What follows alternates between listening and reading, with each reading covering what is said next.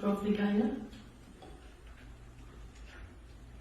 I consider Ma'am Argel's presentation as a reminder of the importance of the STEM field, and we all agree that it is only when governments invest on those areas that they could hope to be progressive.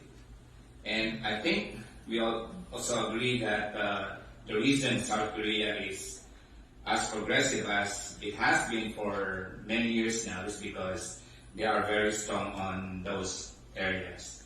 Unfortunately, in the Philippines, which is the second country in the presentation of Ma'am Argel, our STEM fields, we have so much to be desired.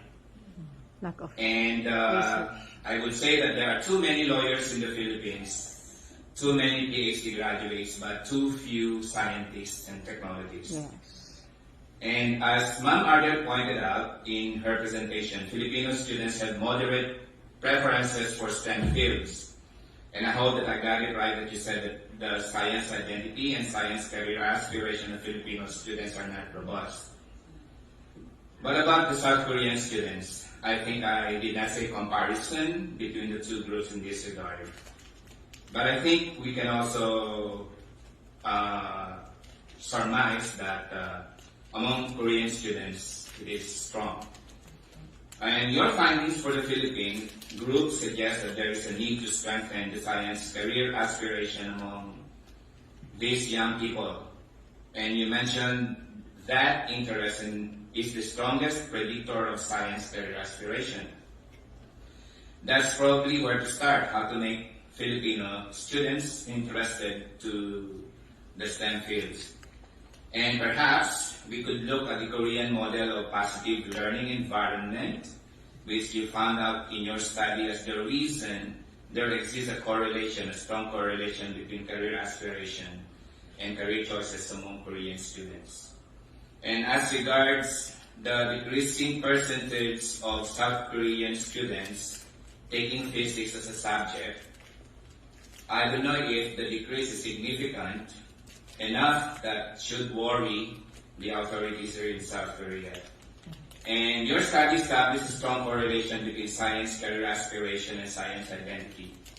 And I presume that the correlation is positive. Am I right? Okay. And then you went on to say that the regression model has shown that the science identity predicts science career aspiration.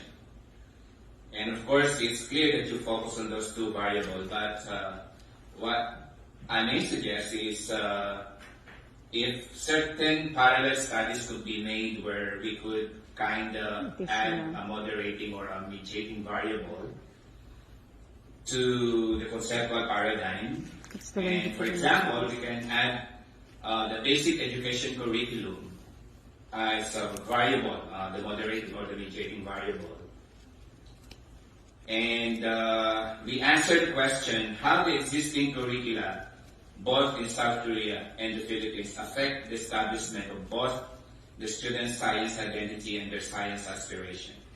Or the researchers may opt to make the variable I mentioned take the role of a mediator to answer the question, how does it affect the relationship excuse me, between science career aspiration and science identity? Or perhaps we can make both variables being both moderator and mediator.